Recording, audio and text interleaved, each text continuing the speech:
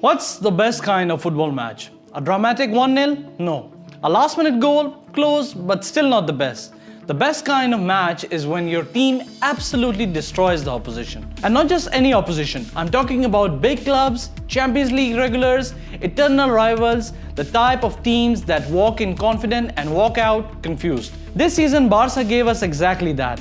Moments where they didn't just win, they embarrassed teams. They humiliated some of the best squads in Europe. So in today's video, we're counting down the top 4 matches where Barcelona destroyed big teams in 2024-2025 season. From insane comebacks to complete tactical shutdowns. Every match in this list is pure football carnage. And we're starting from 4, building all the way to number 1, which is most satisfying destruction of the season. This is Blogoranisme, and I'm Mansoor Malik, and you're watching a celebration of chaos. Let's get into it.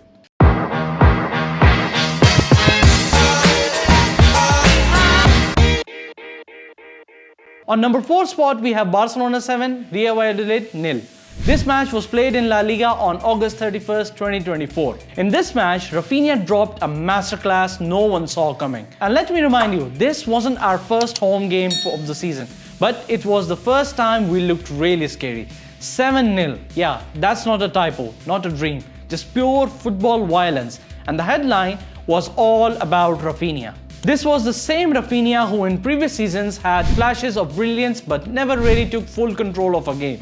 The one fans weren't sure about. The one who had people saying he's good, but is he Barca level? Well, on this day, he shut everyone up because he scored a hat-trick and all different types of goals were in this hat-trick. And every one of them screamed confidence. You could feel it, something had changed. His touch was cleaner, his run was sharper, his mindset was ruthless. This wasn't the Rafinha of last season. This was a player who finally looked like he belonged on the biggest stage, and he knew it. But he wasn't alone. Lewandowski chipped in as usual as well. And Ferran scored, Dani Olmo and Koundé both joined the party as well. Even the Valladolid keeper probably wanted to sub himself off by the halftime. Montjuic was jumping, the passing was crisp and the movement was elite. And most importantly, Barca looked like a team that had rhythm, purpose and killer instinct. This match might have been just against Valladolid, but the way we won made everyone sit up and take notice. This wasn't just a warm-up, this was a warning to all the clubs all around Europe. And the warning was that Barca weren't here to build slowly, they were here to destroy this time. On number 3, we have Barcelona 4, Borussia Dortmund 0. Now this match was the first leg of quarterfinal of this year's Champions League. Dortmund walked into the Montjuic thinking it's gonna be a close match, but that was a big mistake. It was quarterfinals, it was Champions League, and it had big stakes. And Dortmund came in thinking they had a real chance. They had Julian Brandt, they had pace, they had a system. What they didn't have was a plan for what Flick cooked that night. See, Barca didn't wait to feel the game out. From the very first minute, it felt like this was going to be one of those nights. The midfield was absolutely cooking in midfield. Yamal was practically in Dortmund's box. And the front three, they were ruthless. First goal, Rafinha assisted by Pedri. Second, Lewandowski with a darting run and clean finish. And third, you already know, Lewandowski again, the man who loves European nights. And then came the fourth, Yamal with ice in his veins, just casually bending one into the far corner like he does this every Tuesday, which actually he does. By halftime, it was 3-0 and by full time, it was 4-0. To be honest, it was a kind of a mercy on Borussia Dortmund. And Dortmund looked like they have just seen a ghost. They didn't know who to press, didn't know who to track, didn't even get a proper shot on target until the 80th minute. Flick had them in a tactical chokehold. Cubarsí and Nico Martinez shut down everything that was coming their way. Balde was bombing forward with confidence and Chesney barely broke a sweat. It wasn't just a win, it was a statement. Barca were back in the Champions League knockouts and they weren't sneaking through. They were dominating their way through. And because of that, by the time we reached the second leg in Germany, it was already over. Dortmund fans knew it, Flick knew it, and most importantly, our players knew it. This was the kind of European performance we've been waiting years to see. Aggressive, efficient, and cold-blooded. And it was done at Montjuic, under the lights in front of a crowd that finally believed again. This match didn't just win us a semi-final spot, it reminded everyone that Barca badge still means business. On number 2 and my personal favorite, we have Barcelona 4 and Bayern Munich 1. Now this match was played in Champions League group stage of this season. See, coming into this match, Barcelona owed Bayern Munich a lot, and we paid them back with interest.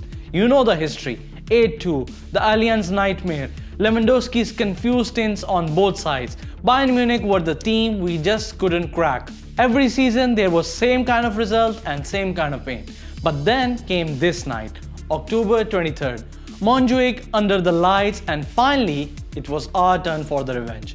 Let's start with the man of the match, which was Rafinha again. It was his 100th appearance for Barcelona, and bro, he treated it like a personal vendetta. This guy scored a hat-trick which was pure filth. A left foot curler, a tap in after a high press, and then a thunderbolt from the edge of the box. It wasn't just goals, it was a statement that I'm that guy now. The same Rafinha people doubted last season. He looked like €100 million winger that night. Lewandowski, of course, got into the Act 2 against his old club. Goal finish, no celebration, just business. But this wasn't just about goals, it was about control. Casado and Pedri dominated the midfield. Kimmich looked lost. Kompany was standing on the touchline like he had no answers, and to be honest, he didn't. Barca pressed high in that match, and we won every second ball.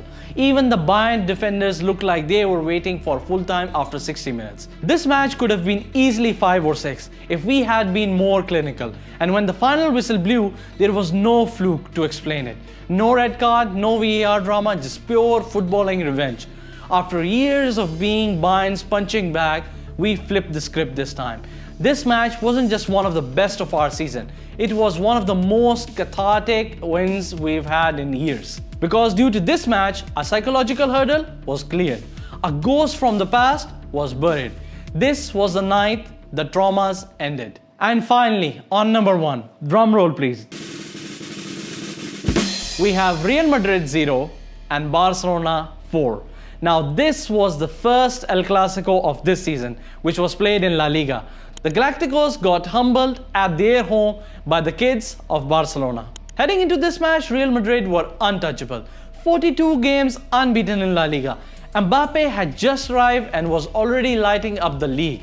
Madrid fans were loud, confident, and fully convinced they were about to steamroll Barca. This wasn't just any El Clasico. This was supposed to be a funeral for Barca. Except someone forgot to tell them about Hansi Flick. Because on that night, which was October 26th, inside the Santiago Bernabeu, Barcelona didn't just win, they destroyed Real Madrid.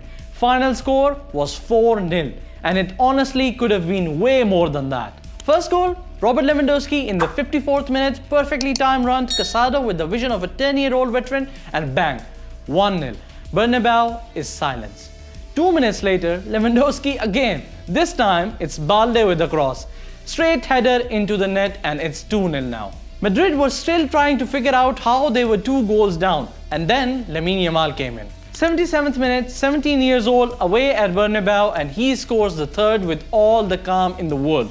No nerves, no hesitation, just pure class and aura. And just like that, he became youngest goal scorer in El Clasico history in their stadium, with their fans watching him become a legend. And then came the final blow. It was 4-0 and game was over. An era was absolutely officially shifted. And if you're asking where was Mbappe all this time, well, he didn't get a sniff. Offside trap caught him 12 times in that match. Now that's not just a record, that's defensive abuse. Cubarsí had him in his pocket. Iñaki Peña barely had to move. Casado and Pedri kept the ball moving like clockwork. And Flick, well, he was 10 steps ahead of Ancelotti all game long. Madrid came in thinking they were the better team, the invincible team, the Galacticos 2.0. But what they faced that night was a Barca side that didn't care about reputation.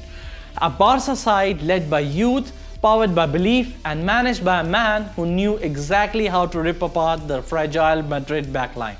This wasn't just the biggest win of the season, it was a cultural reset. This game was a reminder that no matter how many stars Madrid signed, Barca will always be Barca. And to be very honest, I think this was a win for football as well. This match ended their streak, it shut down their hype, and it announced loud and clear that the kings of Spain aren't dressed in white, they wear blaugrana. And that's the list. 4 games, 4 statements.